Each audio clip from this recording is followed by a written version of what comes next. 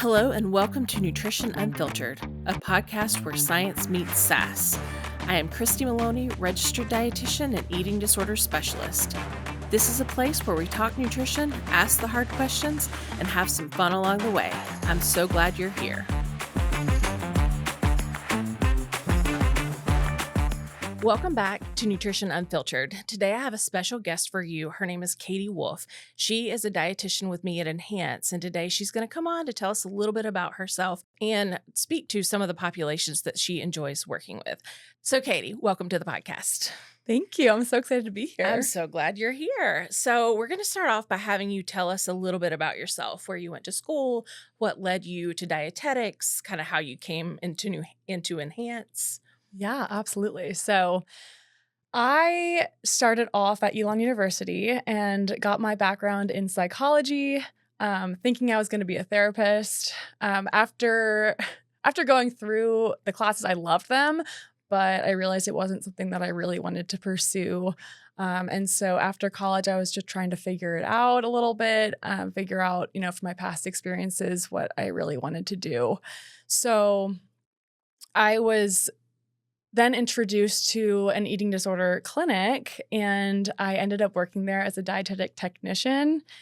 Worked there for 2 years and absolutely loved it. It was PHP, so partial hospitalization program for people who don't know. And I did a lot of work there, providing meal support, cooking the meals, and then also leading some groups like cooking group. And I absolutely loved that. And during that time, I just decided, I really want to pursue dietetics. I grew up with a mom as a dietitian, so I had Which is pretty cool. It is very cool. Yes. She is awesome. She is definitely an inspiration of mine. Shout out to my mom. So I grew up with that, and she's not an eating disorder, so I kind of found my own passion in this field.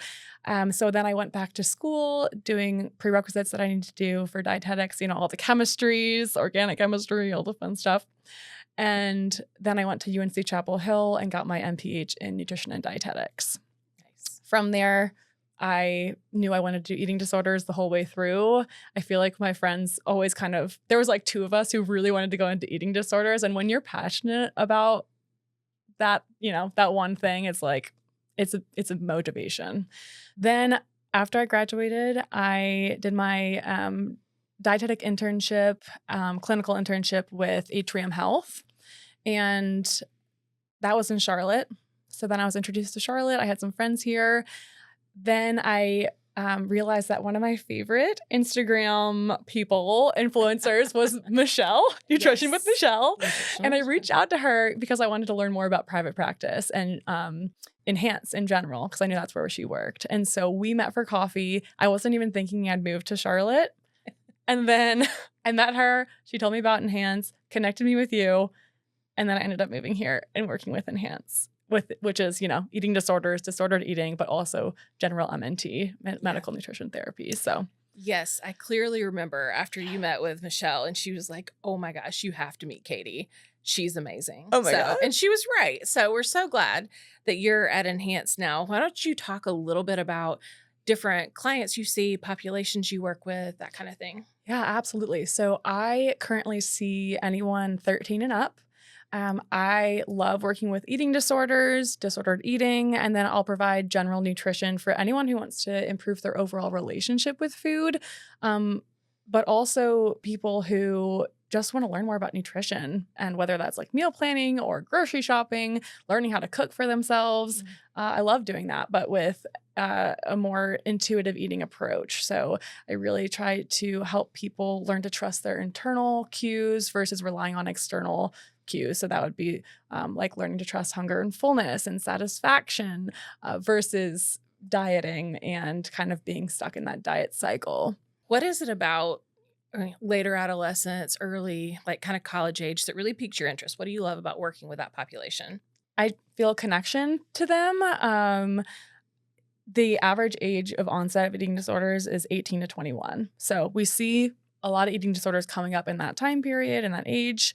It's a huge transitionary period. Whether you're going to college or not going to college, you're learning how to be an independent. And that comes with a lot of stress and a lot of just trying to figure your stuff out. Yep.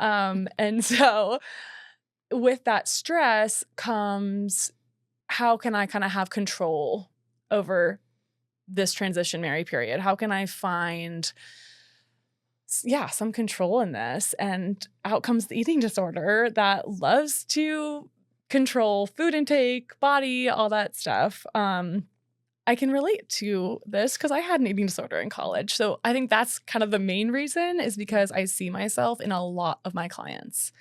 I struggled with an eating disorder in college sophomore year. I was in the dieting cycle for many years before that, but it just got deeper. And so it was probably a year before I started seeking help. And I wish that I saw help beforehand. So I'm here to let people know that I'm here for them. And there's people that can help them. Dietitians, therapists, whoever that may be.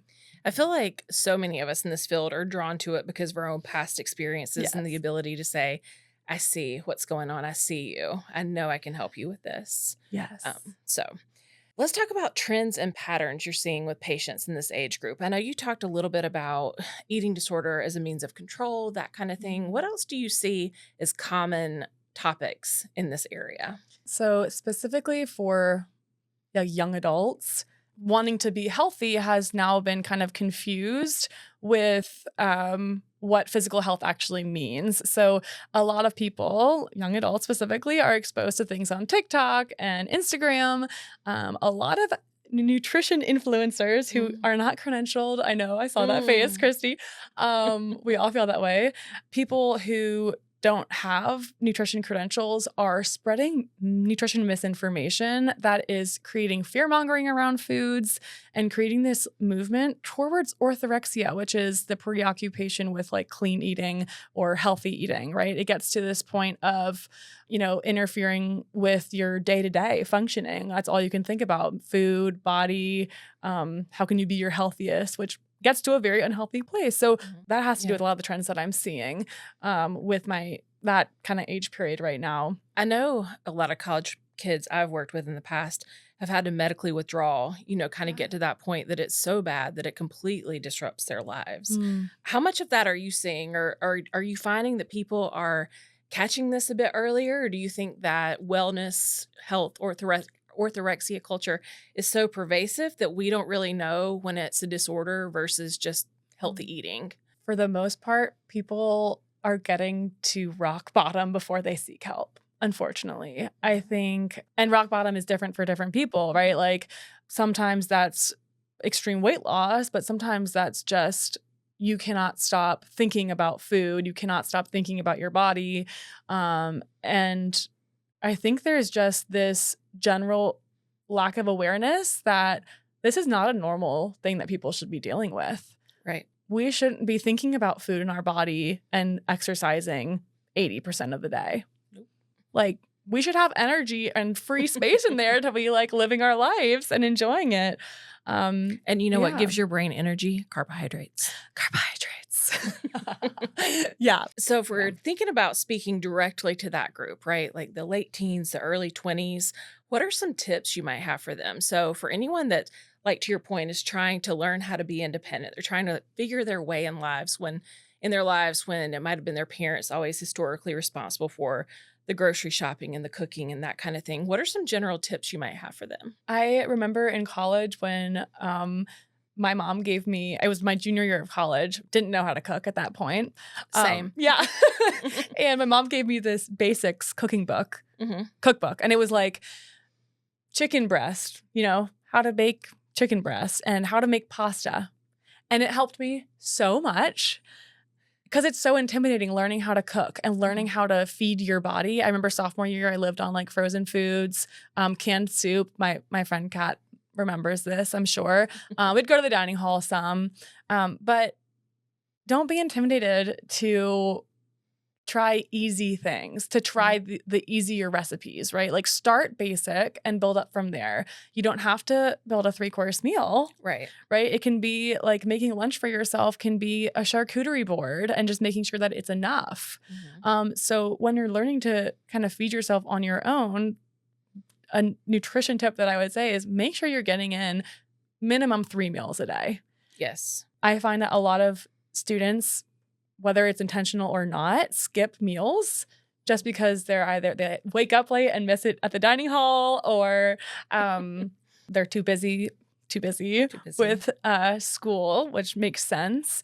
So we just have to make it a priority to have 3 meals a day. And in terms of like grocery shopping and planning for that, my biggest piece of advice is plan out your meals for the week, right? So it doesn't have to be meal prepping or anything like that. You can plan out what you're going to have. It can be like pasta and chicken per se, right? Make a grocery list based on what you think you're going to have for the week. When you go to the grocery store, it's a lot less overwhelming when you have a list ready to go. Of course, you can like grab some things that sound fun, but it's a lot less stressful when you just have a plan going in. I know that sounds simple, but grocery lists make a heck of a difference. They do. And I love your point about meals can be simple, especially, in young adult years. Everybody's heavily influenced by TikTok. Everything doesn't have to be social media worthy. It doesn't have to be this beautiful meal you're going to post on Instagram. And that's fine. That's totally fine. Most of my meals as a dietitian are really easy. Same. Very easy. My lunches have been crackers, cheese, hummus, veggies, hard-boiled egg. All right. So I know we were talking earlier about onset of eating disorders being in the 18 to 21 age and people really not catching, this disordered pattern until they hit rock bottom. So if you're a parent of someone in that age range and you're trying to kind of give them the wings to go off to college, but you're also concerned, right? Like what kinds of things might you be looking out for as a parent? And what would be the best way to maybe have a conversation if you think that there's a problem? It can be hard if you're off at college somewhere, you're not seeing your kid very often. If they do come home from break or for a break and you're noticing there's something that's changed in their eating habits, it can be skipping meals, eliminating food groups, just being worried about certain ingredients being added to meals that you're cooking. So I just want to bring in a personal example. When I was going through it, I went home for a break and my mom added like butter to pasta. And I was like, why are you adding all that butter? Like historically, you'd never had that response. No, that was different for you. I love butter. So it's just those little things that we kind of have to pick up on. Then there's more apparent things during meals. So cutting food into really small pieces, kind of eating really slowly, eating with smaller utensils, taking small bites, like pushing food around on the plate. Those are just some things. And then if you notice like food that they're like sneaking food or hiding food, like we don't want to just think about anorexia, right? That's restricting, but we have to think about binging too. Binging is actually more common than anorexia and restricting. Anorexia. So if food is being hit or you're noticing food being hidden or there's just food missing in the cabinets, you're like, what is going on? It's just very kind of unusual. That's a sign they might be binging. Behavioral red flags, I would say, are, wearing really loose, baggy clothes, which is something that maybe they didn't do before, isolating themselves from others, being more moody or irritable, and then extreme weight fluctuations. And then how to best approach this. The first thing that I say is do not comment on their body, period. Even if you're concerned about their weight, you're not helping by talking about their body. Up or down. Up or down. Weight up or down. No comments. Exactly. No comments. So approach it with an I statement always. I am feeling concerned just based off of some of the behaviors that you've been showing. I want to be there to support you in any way that I can. A lot of the time, the response is defensiveness, right? Because eating disorders are really secretive and they don't want to be treated. Right. They're stubborn.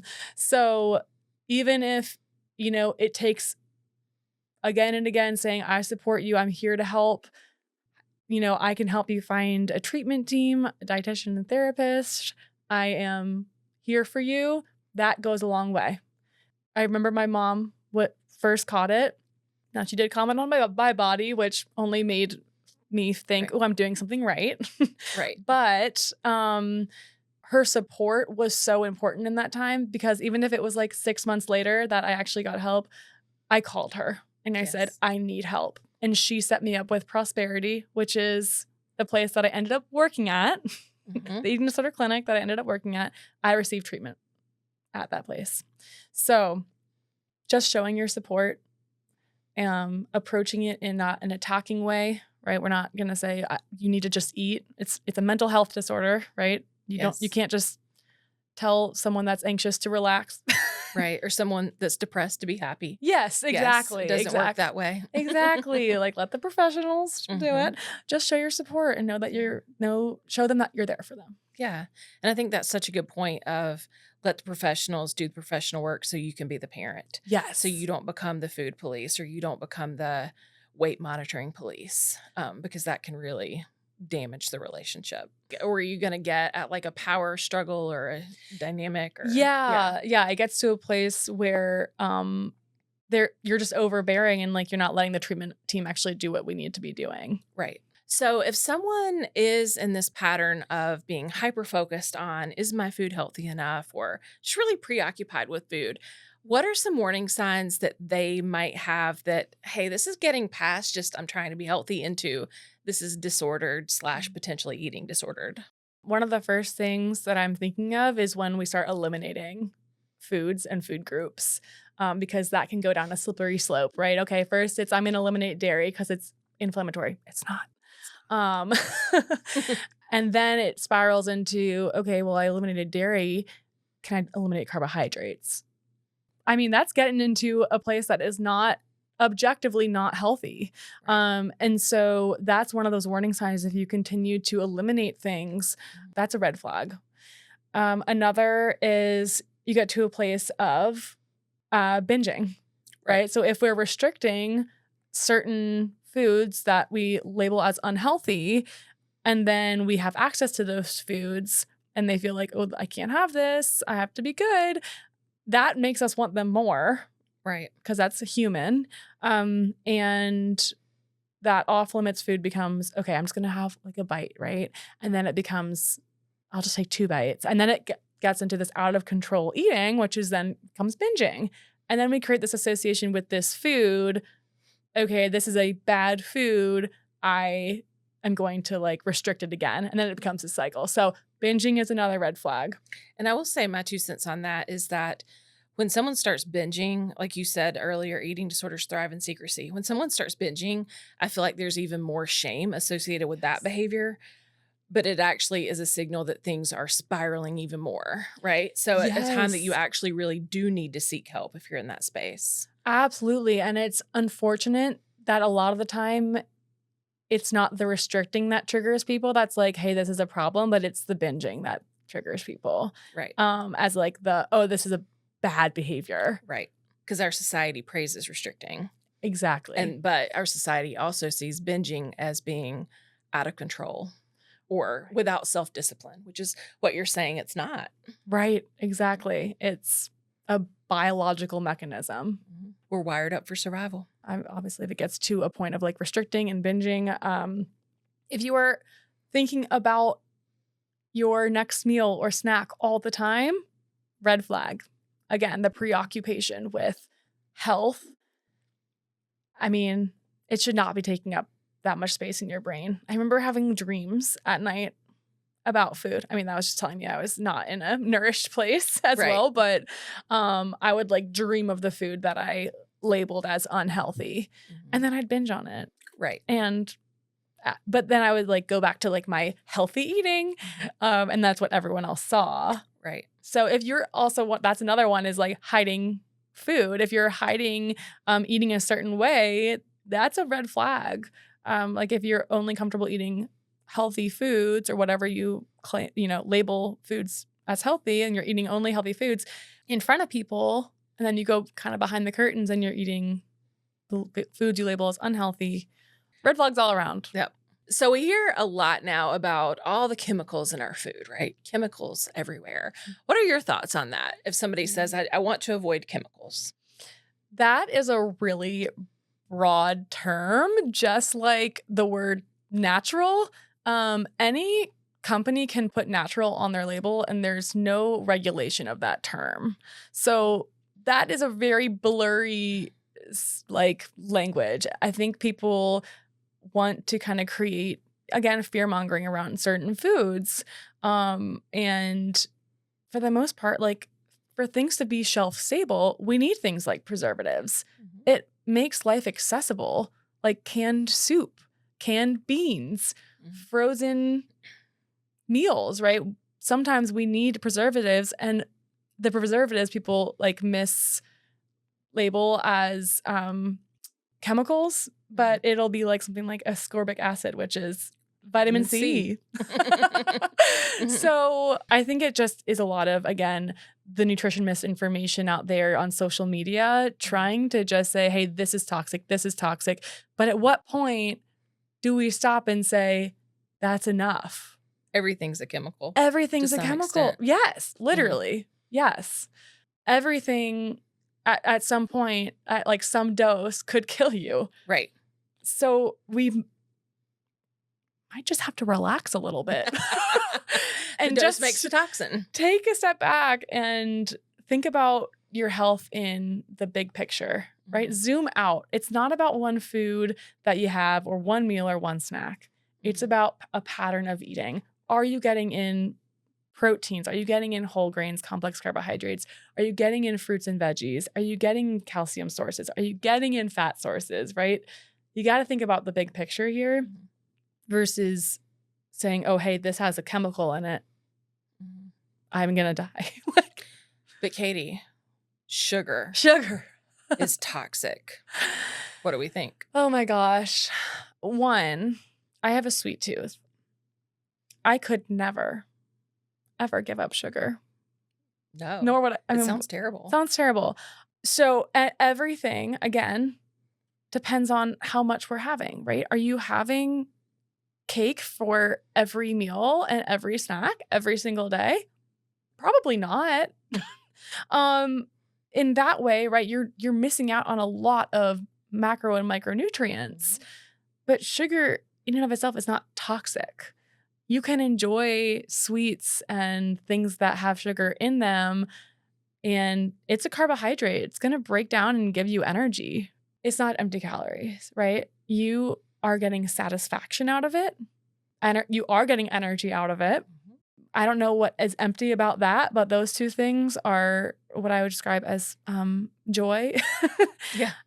So thinking about big picture health, am I getting in all of my macro and micronutrients? And also thinking about the satisfaction factor. If you don't like sweets, you don't have to eat them. Right. It's just about making sure that you have a balance in your life of both feeding your body in a way that feels physically good and mentally good. So what do you think about the quote unquote studies that show that sugar light up the same parts of your brain as cocaine? Right? What do we think about that? What are your insights? I always get the but sugar is addicting, you know? Right. And what I have to tell people is we can stop eating sugar without withdrawal. It is not addiction. Sugar does release dopamine, right? Because it tastes really good, just like a hug feels really good. Or playing with puppies. Right? It lights up that part of the brain because it's making us happy. So if you think playing with puppies is addicting, which, you could... sort of. Kind of. Okay. It brings about this good feel-good energy, right? And it's the same thing with sweets or... salty foods as well, if you're more of a salty food person versus sweets. But yeah, just because it lights up that part of our brain doesn't mean it's addicting. It just means that it feels good. It's enjoyable. Yeah. And life and food are meant to be enjoyed. Absolutely. So if somebody wants to get in touch with you after this episode, find out more about you, how would they do that? So I'm part of Enhanced Nutrition Associates. So you can access my information through a website, but also I have an Instagram handle, Katie Wolf Nutrition. I also have my email, which is katie@enhancednutritionassociates.com. It's a long one. And I'm pretty easy to get in touch with. So any If you want to ask a question or you just want to chat, you can DM me, you can reach out to me through our website, my email, whatever that is. Great. Thank you so much for being on with us today. Thank you.